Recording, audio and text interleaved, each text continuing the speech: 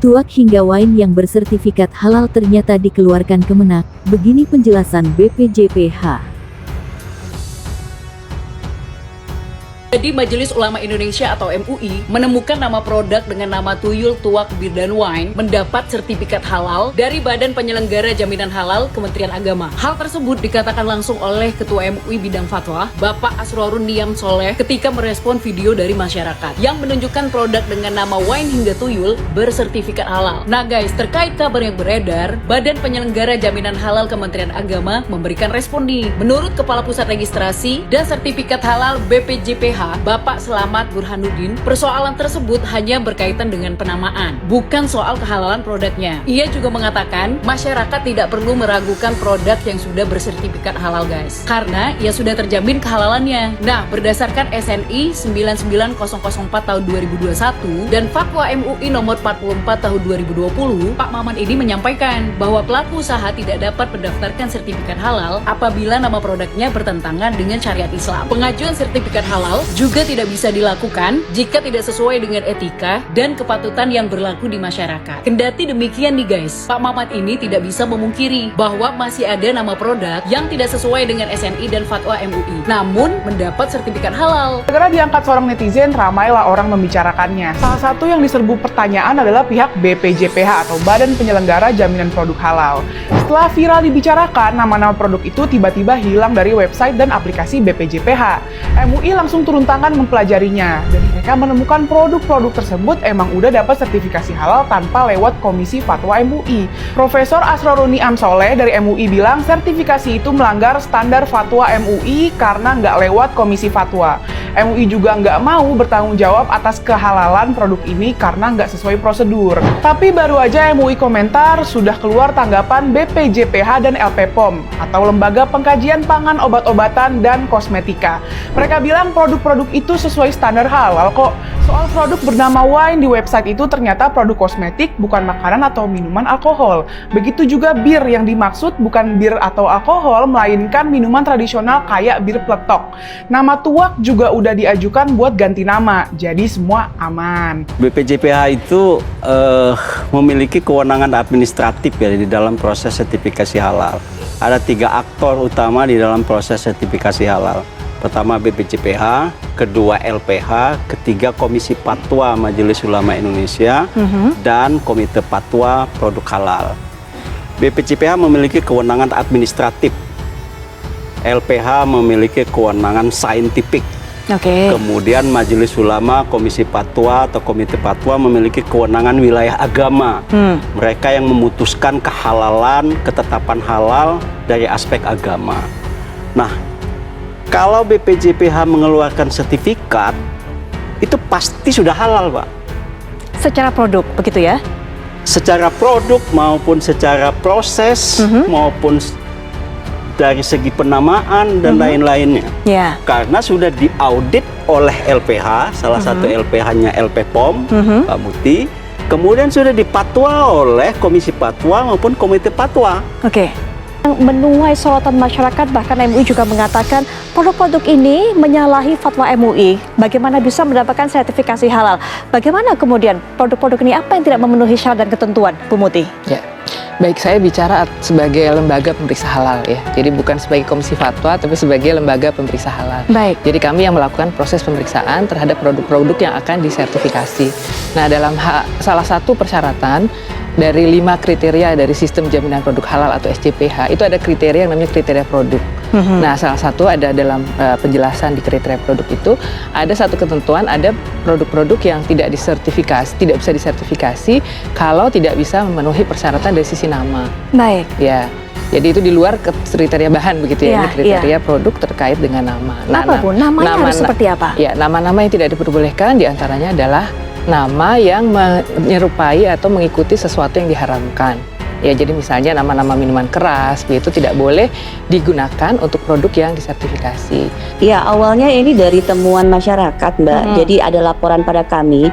Biasanya memang kami suka menerima laporan dari masyarakat, apa saja yang memang terkait dengan halal. Nah, kebetulan tepatnya tanggal 23 September yang lalu itu kami mendapatkan laporan, juga masukan dari teman-teman halal influencer dan juga masyarakat tentang penemuan adanya nama-nama yang tadi tuyul, kemudian tuak, kemudian bir itu mendapatkan sertifikat halal dan itu diterbitkan pada tahun 2023.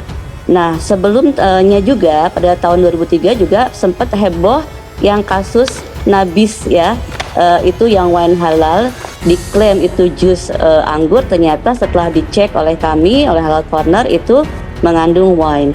Nah, ini kenapa bisa terjadi lagi gitu kan? Jadi hal-hal yang sudah mentradisi kita kecualikan dari fatwa ini.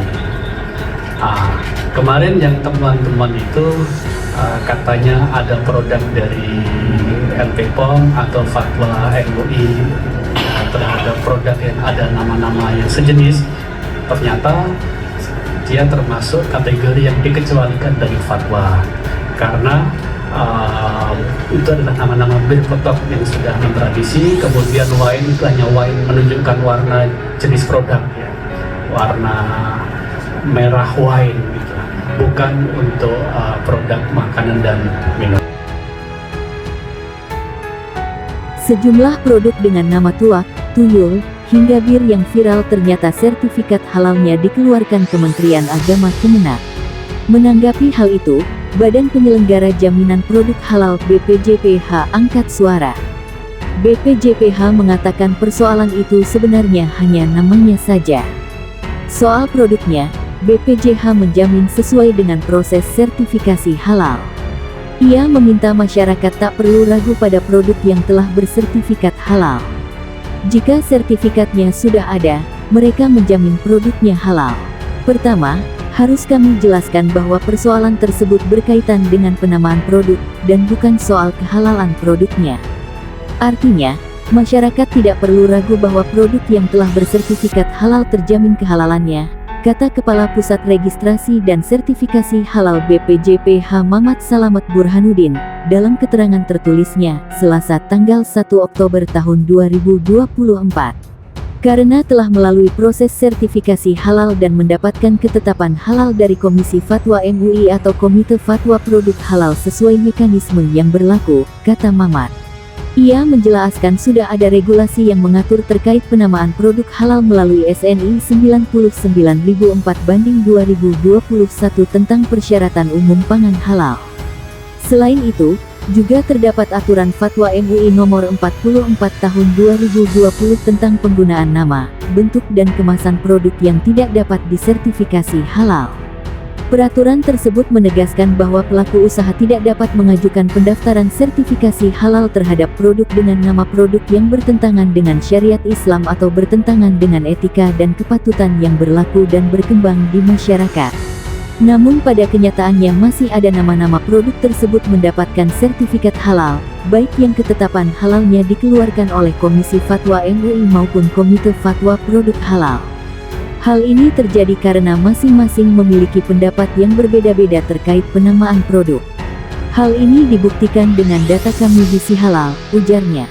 Ia memberi contoh, produk dengan menggunakan kata wine yang sertifikat halalnya diterbitkan berdasarkan ketetapan halal dari Komisi Fatwa MUI berjumlah 61 produk, dan 53 produk sertifikat halalnya diterbitkan berdasarkan penetapan halal dari Komite Fatwa. Contoh lainnya, produk dengan nama menggunakan kata bir yang sertifikat halalnya diterbitkan berdasarkan ketetapan halal dari Komisi Fatwa MUI berjumlah 8 produk. Dan 14 produk sertifikat halalnya diterbitkan berdasarkan penetapan halal dari Komite Fatwa. Perlu kami sampaikan juga untuk produk-produk dengan nama menggunakan kedua kata tersebut yang ketetapan halalnya dari Komisi Fatwa MUI adalah produk yang telah melalui pemeriksaan dan atau pengujian oleh LPH, dengan jumlah terbanyak berasal dari LPH LPPOM sebanyak 32 produk. Selebihnya berasal dari lembaga yang lain, ujar Mamat. Data tersebut, kata dia, menunjukkan fakta adanya perbedaan pendapat di antara ulama mengenai penamaan produk dalam proses sertifikasi halal. Perbedaan itu pun sebatas soal diperbolehkan atau tidaknya penggunaan nama-nama itu saja, tetapi tidak terkait dengan aspek kehalalan zat dan prosesnya yang memang telah dipastikan halal. Produk itu sebelumnya viral di media sosial setelah sebuah video yang menunjukkan produk tersebut tersebar di media sosial. Hal itu ditanggapi Majelis Ulama Indonesia (MUI). Ketua MUI Bidang Fatwa Asrorun Niam Soleh mengatakan pihaknya sudah mengonfirmasi, mengklarifikasi, dan mengecek hal itu. Hasilnya, sertifikat halal itu dikeluarkan BPJPH Kementerian Agama. Produk-produk tersebut memperoleh sertifikat halal dari BPJPH melalui jalur self-declare, tanpa melalui audit lembaga pemeriksa halal, dan tanpa penetapan kehalalan melalui Komisi Fatwa MUI, kata Asrorun dikutip dari JPNN, Rabu tanggal 2 Oktober tahun 2024. Ia mengatakan nama-nama produk tersebut tidak dibenarkan sesuai standar fatwa MUI. Karenanya, ia mengatakan pihaknya tak bertanggung jawab terkait produk itu. Penetapan halal tersebut menyalahi standar fatwa dan tidak melalui Komisi Fatwa MUI. Karena itu MUI tidak bertanggung jawab atas klaim kehalalan terhadap produk-produk tersebut, ujar Asrorun. Dia menjelaskan diperoleh informasi bahwa produk tersebut valid, punya bukti jelas terpampang dalam situs BPJPH dan diarsipkan oleh pelapor. Namun, belakangan nama-nama produk tersebut tidak muncul lagi di aplikasi BPJPH.